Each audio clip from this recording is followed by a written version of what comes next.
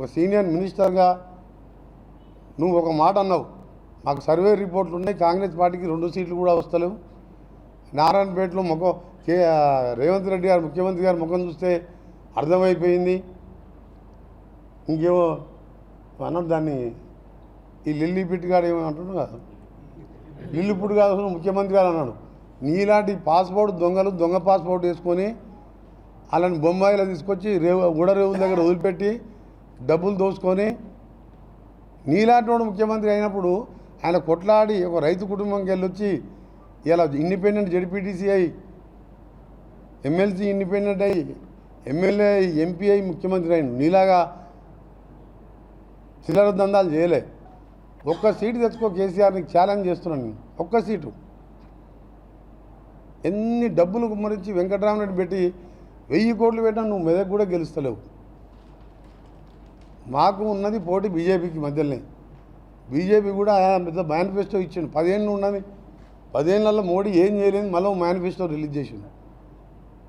15 ఏళ్ళలో ప్రతి అకౌంట్లో 15 లక్షలు వేస్తున్నాడు. ఇవాళ నీ పని అయిపోయింది. కాకపోతే ఏంటంటే నిన్ను చూస్తే జాలేసి చూస్తుంది, నీ కుటుంబాన్ని చూస్తే. బిడ్డని ఇవాళ కటకాలలో పోలీసుల మధ్యలో జైల్లో ఉండి, తిహార్ జైల్లో ఉండి నువ్వు చేసిన మోసాలకు, ఆమె చేసిన మోసాలకు, అవినీతికి జైల్లో ఉండి ఇంకా ఇలాంటి మాటలు మాట ఇంకా బుద్ధి రాదా నీకు? ఖమ్మం, నల్గొండ, మహబూబ్నగర్ జిల్లాలలో, కృష్ణా జిల్లాలను మొత్తం కూడా ఆంధ్రాకి తాకట్టు పెట్టి 36 సీట్లలో 34 సీట్లే గెలిచినారు. అలా మన జిల్లాకు చెందిన ఓ దరిద్రుడు 3000 ఓట్లతో గెలిచినాడు. వాడు శని మన జిల్లాకు. ఒక్కసారి బ్రాహ్మణమైన ప్రాజెక్టు రోజు ఆడంగానే పోతారు కదా, 2 నిమిషాల ప్రాజెక్టు పోతే ఎప్పుడన్నా పోయిందా? సరే, ఆయనంతా కుర్చీ చేసుకొని కూర్చోలే. ఈడ 10 ఏళ్ళు పనికిరాని మంత్రి ఉన్నాడు కదా, సొరంగం ఎప్పుడన్నా పోయి చూసొచ్చిందా? ఆ చిల్లరగాడు కూడా రోజు ఏదో మాట్లాడుతున్నాడు. ఎప్పుడన్నా రైతుల గురించి మాట్లాడిందా? ఎంతసేపు ఇసుక అమ్ముకోవడం, షాబాద్లో 80 ఎకరాల ఫామ్ హౌస్ కట్టుకోవడం, 1000 కోట్లు సంపాదించి తిన్నికి లేనోడు జగదీష్ రెడ్డి. ఇలాంటి వాళ్ళని పెట్టుకోనంట కాంగ్రెస్ పార్టీ ఏడాదిలో పతనం అయింది.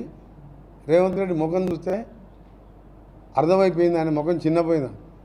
ఆయన ముఖం చూసి మాట్లాడే ధైర్యం లేక 2 సార్లు అసెంబ్లీ సెషన్లో ముఖం లేక ఏడ తిట్టుబడవలసి వస్తుందో నీ బండారం బయటపడుతున్నా. అసెంబ్లీకి రాని దొంగవు నువ్వు, అసెంబ్లీకి రాని ముఖం లేదు నీకు.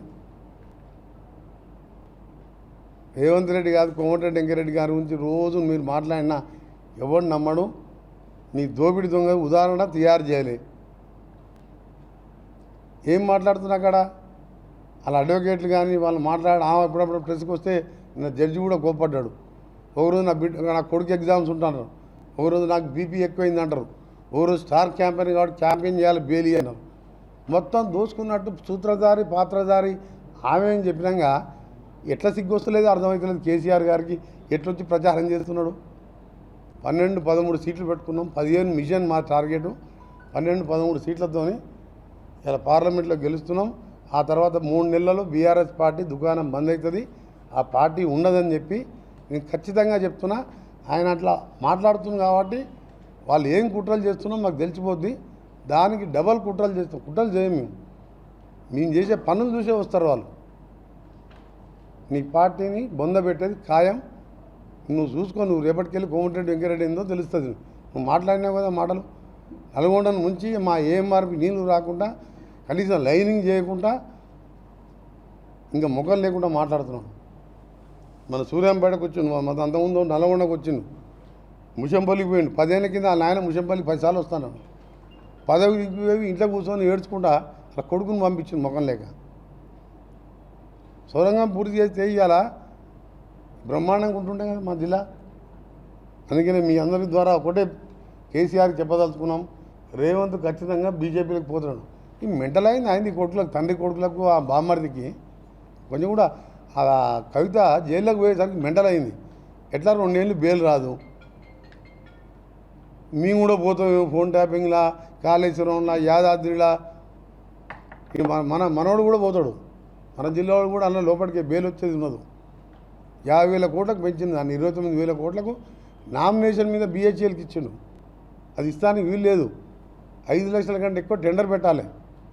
పెద్ద స్కామ్ అది. ఎల్ నరసింహారెడ్డి హైకోర్టు మాజీ ప్రధాన న్యాయమూర్తి గారు ఎంక్వైరీ చేస్తూ నోటీసులు ఇస్తున్నాం.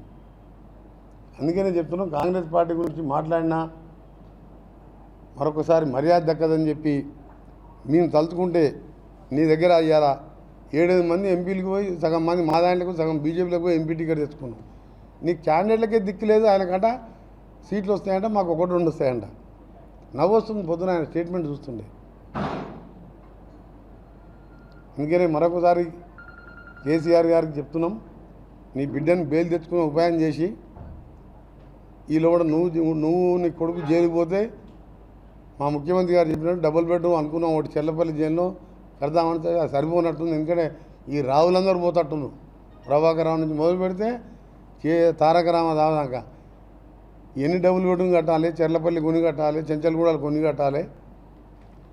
చేసిన మోసాలకు రాలిగా మళ్ళీ కాంగ్రెస్ పార్టీ గురించి మాట ఎత్తే మర్యాద దక్కదని చెప్పి సీరియస్గా వార్నింగ్ ఇస్తున్నాం. నువ్వు అనుకుంటున్నావు ఇట్లా కాంగ్రెస్ ఓటర్లు మర్యాదగా మాట్లాడుతున్నావు అనుకుంటున్నాను. నువ్వు నిన్న మొన్నదాకా బచ్చగాడు మాట్లాడదేమో అనుకున్నావు. నువ్వు ఎప్పుడైతే మాట్లాడినావో రేపటికెళ్ళి నిన్ను వెంటాడతాం, నువ్వు వేటాడతాం. నువ్వు కట్టెపట్టుకొని నువ్వే అన్నావు కదా మమ్మల్ని వెంటాడతామని. మాకు కట్టెపట్టుకునే ఏం లేదు, మేము గట్టిగా ఉన్నాం. నువ్వు ముసలాయన కట్టెపట్టుకొని వేటాడేది లేదు, వెంటాడేది లేదు. నీ దుకాణమే బంద్ అయింది. అందుకని మరొకసారి తీవ్రంగా ఖండిస్తున్నాం. ఇలాంటి మాటలు ప్రజాస్వామ్యంలో మంచి పద్ధతి కాదు.